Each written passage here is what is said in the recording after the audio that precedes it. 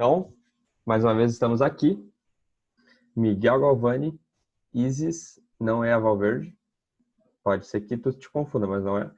O Ferronato, o Matheus Eduardo Buzz Lightyear, a Yasmin, o Dave, que pode ser o Pinguns também, a Júlia Machado, a Júlia Caetano, o Eduardo, a Larissa, a Manu Schneider acabou de entrar, a Laís, a Lana, Pula, a Sara Lopes, o Calorindo, a Júlia Lima, a Ana e a Manu, que eu falei que entrou agora. Então tá, pessoal, a gente tá numa série aqui, lendo o livro de João. A gente pode chamar de série. Nós estamos numa série aqui, lendo o livro de João. E ontem a gente parou no versículo 14, tá? Hoje a gente vai tentar ser um pouco mais, vamos dizer assim, fluido. Deixar os versículos mais sequenciados e tentar pausar menos, porque tem muita informação, mas muitas informações às vezes a gente não consegue pegar o resto da história. Então a gente vai deixar correr um pouco mais, tá? É claro que sempre a gente começa com uma introdução, e esse livro de hoje a gente fez um pouco diferente, a gente já meio que introduziu lendo, então por isso ele não teve um vídeo de introdução. Então agora parece que vai dar uma andada mais rápida, tá? Então vamos lá. A gente parou no verso 14, que diz assim: E o Verbo se fez carne e habitou entre nós, cheio de graça e de verdade, e vimos a sua glória, glória como do unigênito do Pai. Então, João, ele já dá a cara, já logo de começo, assim, né, nas primeiras linhas do seu evangelho, tipo assim, mostrando o que ele quer com o objetivo do seu evangelho.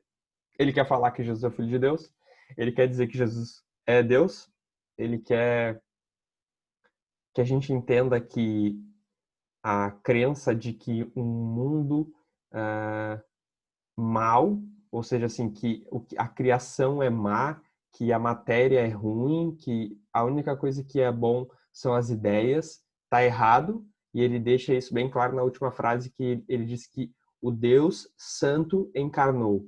Então, pode chocar muitas pessoas, como chocou na época, mas Deus viveu nesse mundo, sim, mundo caído, sim, mundo que está condenado, mas ele consegue viver nesse mundo sem pecado.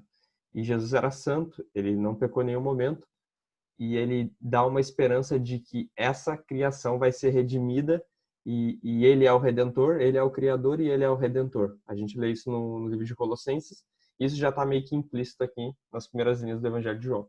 Então a gente vai seguir nossa leitura aqui. Pode avançar aí, Miguel.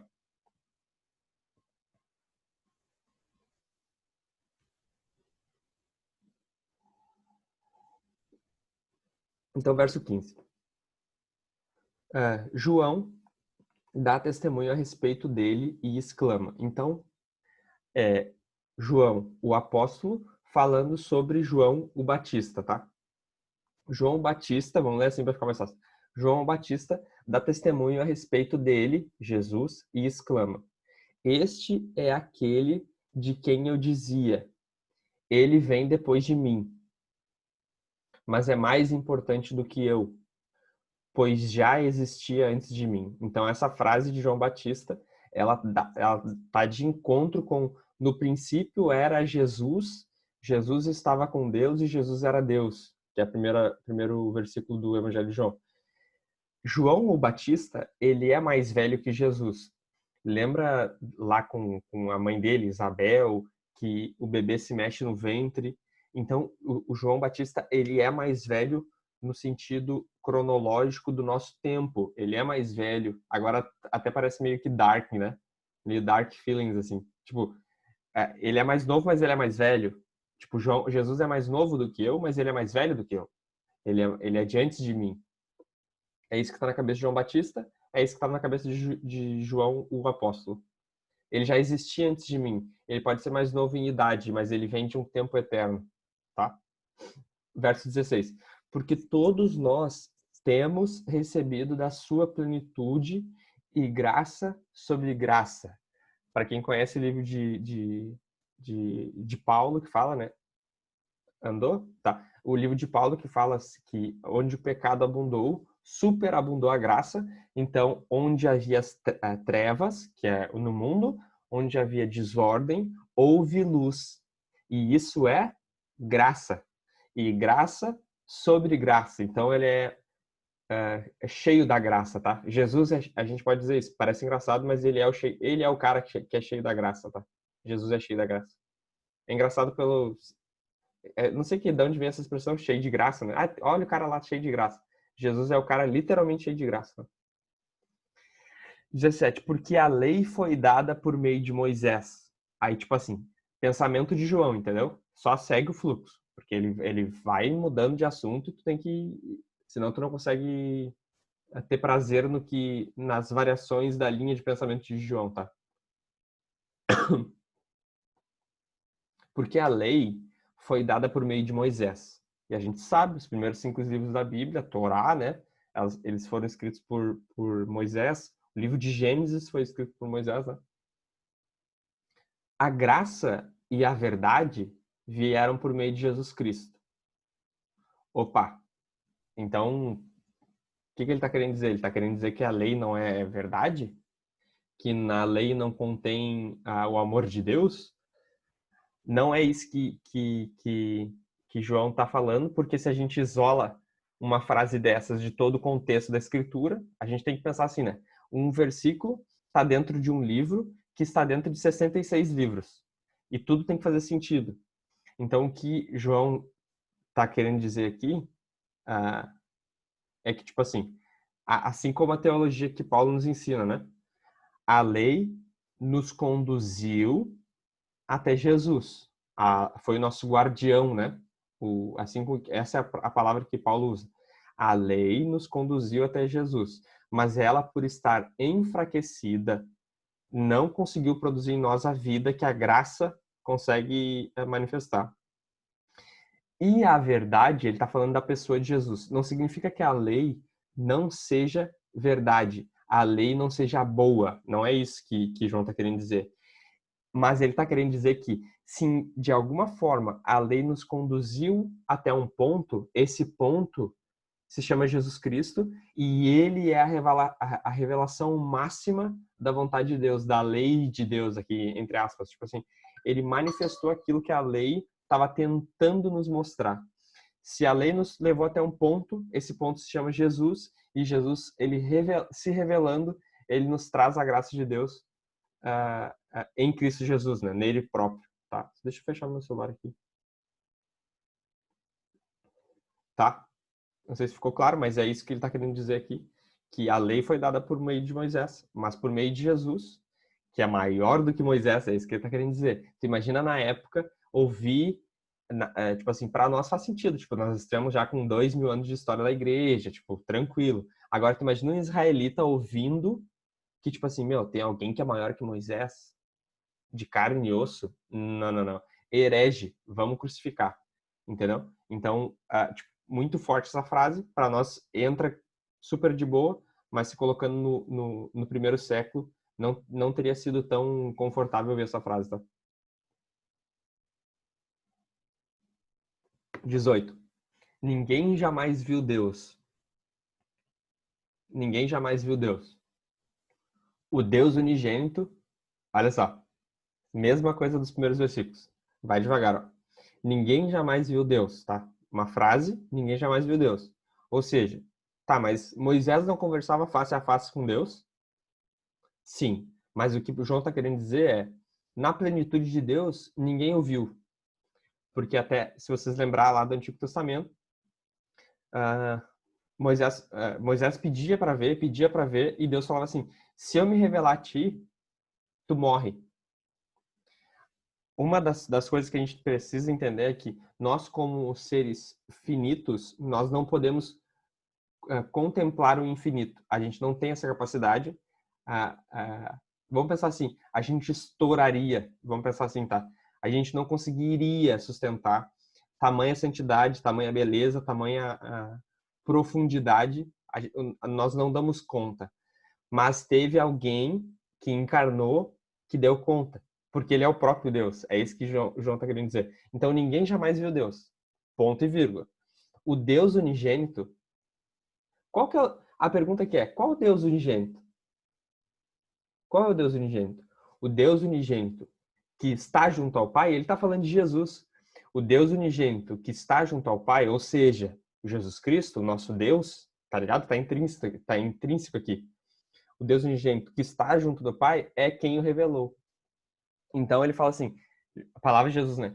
Quem me vê, vê ao Pai. Não é? A resposta? Pô, mas eu tô aqui com vocês há um tempão, vocês não me viram? Porque uns dos discípulos falam, né? Nos mostra o Pai, a gente quer conhecer o Pai. E Jesus vira para eles e fala assim, pô, mas vocês já estão um tempão comigo, vocês não estão me vendo? Que quem vê a mim, vê ao Pai. Tá? A esperança que nos dá é que se os caras que estavam andando com Jesus não entenderam, tem esperança para nós, tá? Pode andar aí, Miguel. Verso 19. Este foi o testemunho de João, o Batista. Quando os judeus lhe enviaram de Jerusalém sacerdotes e levitas para perguntar: quem é você? Interessante, para quem leu The Chosen, faz muito sentido que na época eles caçavam as heresias, eles caçavam quem estava ensinando coisas diferentes do que a Torá mandava, do que a Torá, os profetas, né?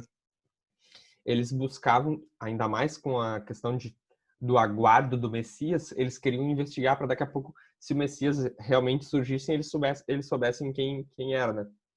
Então é interessante que os sacerdotes e os levitas, eles eles vão perguntar para João: quem é tu? Como assim? O que tu tá querendo dizer? O que tu tá querendo ensinar aí? Tu tá querendo batizar? Nos fala mais aí, tipo, dando corda para ele se enforcar, para ver o que sairia de João Batista para ser usado contra ele, tipo assim, né? Uma das coisas que a gente aprende é, tu não precisa, na vida, né? Tu não precisa gerar provas contra ti mesmo, né? Por isso que a gente se cala. Eu não vou falar até que tenha um advogado para me defender. É uma das teorias que a gente aprende a não falar demais e se complicar. Porque os mestres, eles vão ser cobrados mais porque eles falam demais. Tipo, a minha posição é muito desconfortável porque eu vou ser muito mais cobrado. Porque aquele que fala é cobrado pelo que fala, entendeu? Então, eles irem lá e quererem saber de João Batista era uma posição muito ruim para João Batista. Mas olha a sabedoria de João Batista. Ele confessou e não negou. Ele confessou e não negou. Confessou o quê? Eu não sou o Cristo. Então, eles já foram na perspectiva de, tipo assim...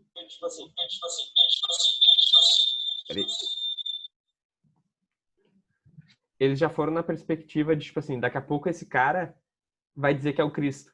E daí nós vamos afunilar, entendeu? Porque, eu não sei se todo mundo sabe, mas o povo de Israel aguardava um rei. O Messias não era muito o que Jesus fez, entendeu? Na cabeça do povo de Israel. O Messias seria um rei tipo Davi, entendeu? Um rei com força que ia esmagar a cabeça do Império Romano, entendeu? E daí o que Jesus vem?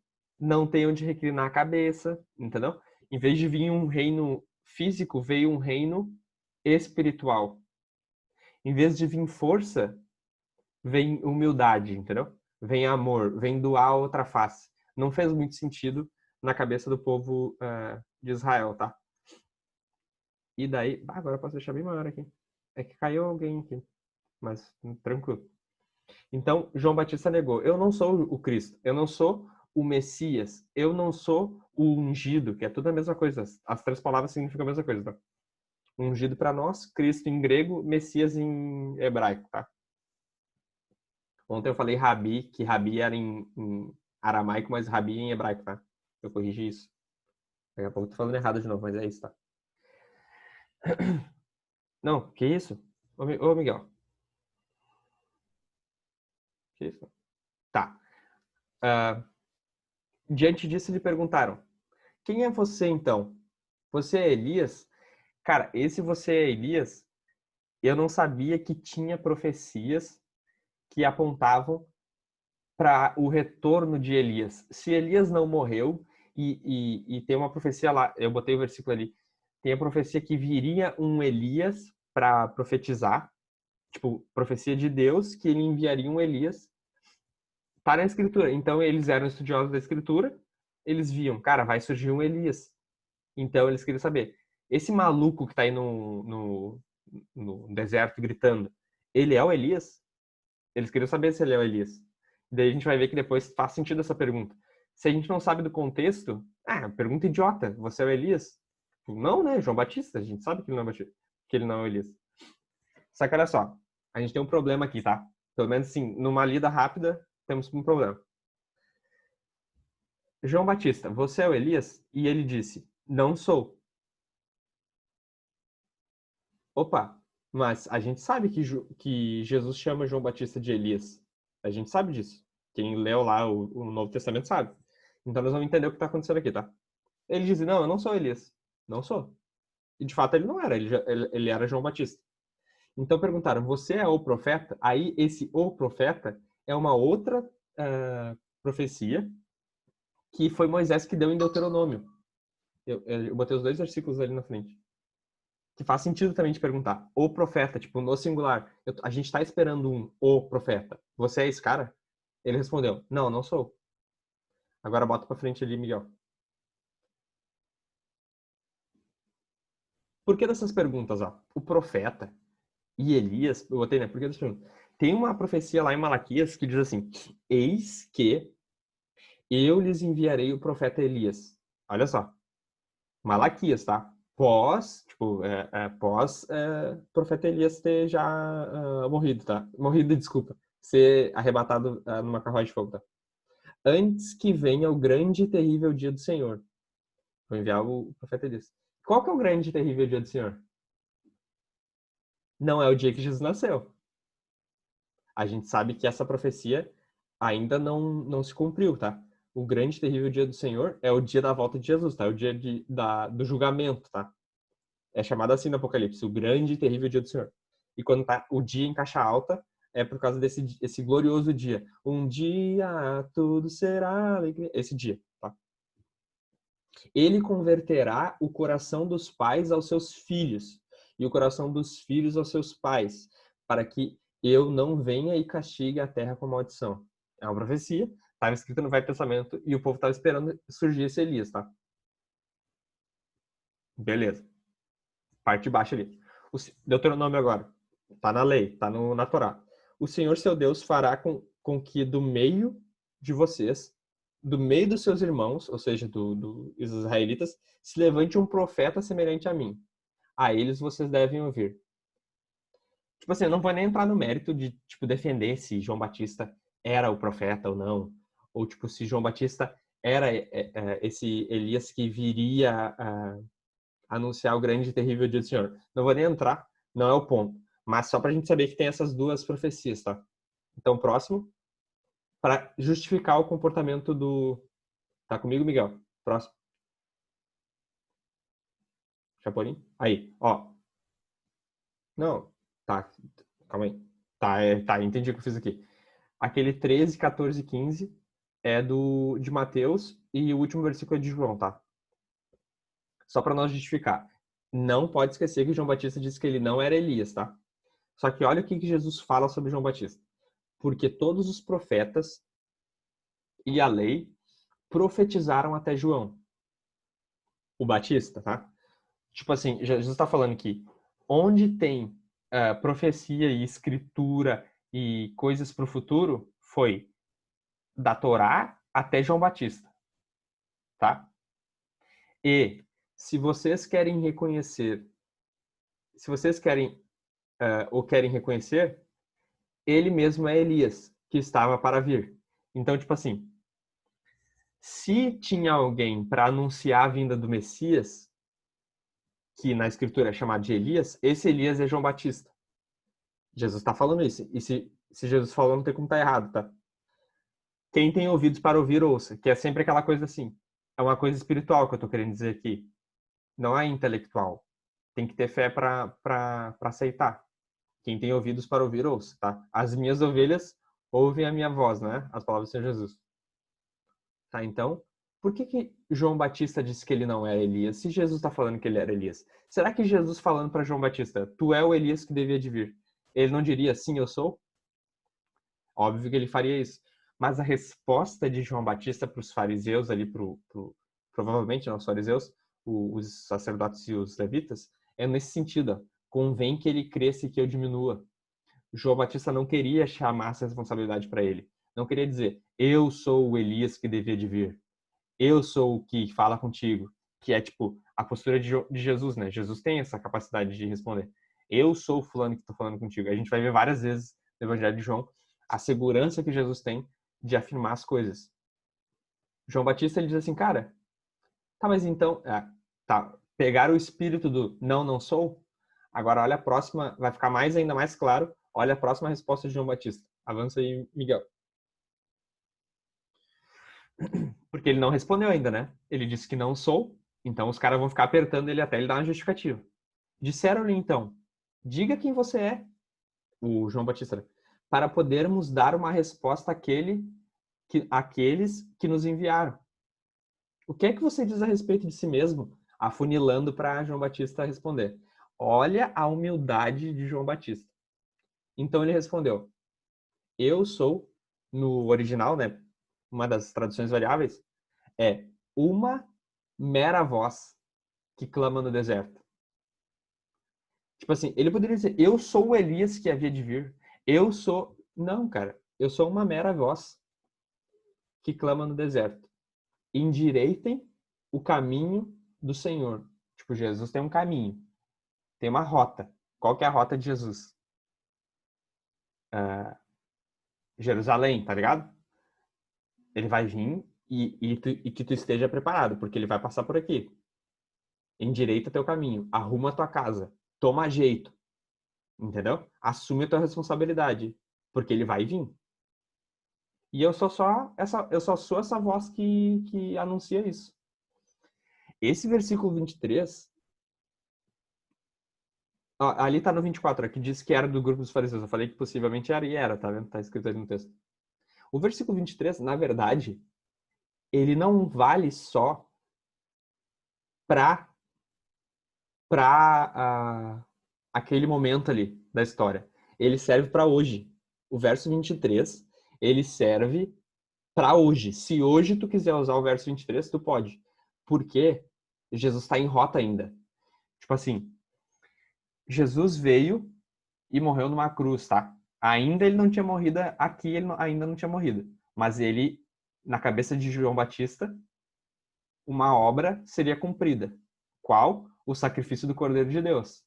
Seria realizado. E ele está dizendo, endireita o teu caminho. Ele vai passar por aqui. E é melhor que tu aproveite. Jesus vai passar por aqui. E que tu esteja preparado. Arrependa-se. Por que a gente não pode falar isso? É óbvio que a gente pode. A gente pode dizer, o rei está voltando. Maranata, né? Os primeiros cristãos falavam muito isso. Vem, Senhor, ele está vindo. Tu tem que endireitar o teu caminho. Porque o teu caminho é o mesmo do Senhor Jesus. Todo mundo vai passar por ele. Então te endireita. Assume tuas responsabilidades. Toma conta da tua, tipo assim, toma conta da tua vida, né? A gente fala brincando, toma jeito, mas tipo, é isso aí, entendeu? Arruma a tua casa, porque Jesus está voltando. O 23 é tanto para aquela época quanto para o dia de hoje, tá? Nós podemos ser, a ideia é que nós podemos ser como Elias, nós podemos ser como João Batista, nós podemos ser uma mera voz que fala de alguém que está voltando, entendeu? Que tá vindo de encontro contigo. 24. Ora, os que haviam sido enviados eram do grupo dos fariseus. Os fariseus era esse grupo mais apegado com a doutrina, mais apegado com o ensino. Tinha o grupo mais político, que era o dos saduceus, e um grupo, tipo, que é o de onde possivelmente vem o João Batista, dos essênios, que é, tipo assim, uma comunidade alternativa, tá ligado? Eles eram, tipo, afastados, assim. Eles eram meio escatológicos, assim, meio... Tipo, tudo vai acabar, meio apocalíptico, os essênios, tá? Esses três principais grupos, todo mundo vai esquecer, eu também esqueço às vezes, não tem problema nenhum. 24. Ora, tá, 25. E perguntaram a João, o Batista, então por que você batiza, se não é o Cristo, nem Elias e nem o profeta? Olha a linha de raciocínio, né? Avança aí. João respondeu, e olha só, por que tu batiza? Eu batizo com água, mas no meio de vocês está alguém que vocês não conhecem. Ele vem depois de mim. Jesus vem depois de João Batista. João Batista veio antes para preparar o caminho. E Jesus vem depois. Mas não sou digno de desamarrar as correias das suas sandálias. Que era um ato super de humilhação, tipo, é, muito servo desatar as sandálias do dono, né? E ele coloca assim, ó, ele vem depois de mim. Agora ele parece que tá falando o contrário do que ele falou antes. Tá, mas ele sempre existia e tu vem depois. Ele vem depois, ele é mais novo? É isso que tu tá querendo dizer? Ele só tá querendo falar no sentido assim: eu nasci primeiro, eu comecei primeiro meu ministério para preparar. Ele vem depois de mim, mais novo, entre aspas. Mas mesmo sendo mais novo, eu não sou digno nem de desamarrar as sandálias dele. Começou depois de mim, mas ele é muito maior do que eu. É isso que ele tá querendo dizer, tá? Porque ele é eterno. 28. Essas coisas aconteceram em Betânia, do outro lado do Jordão, onde João estava batizando. Aí acabou o registro aqui. Era até aqui que eu queria ir ontem, que já está quase acabando de hoje. E tem um detalhe que Betânia não é a Betânia, a cidade, nem a amiga do Mateus. A Betânia que tem os relatos da ressurreição de Lázaro, onde Lázaro vivia. Parece que tem dois vilarejos chamados Betânia, tá? Mas é só um detalhe. Vamos avançar um pouco mais?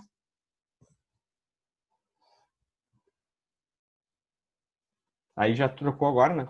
Agora vai entrar na parte de que João Batista vai declarar coisas ao ver Jesus, tá?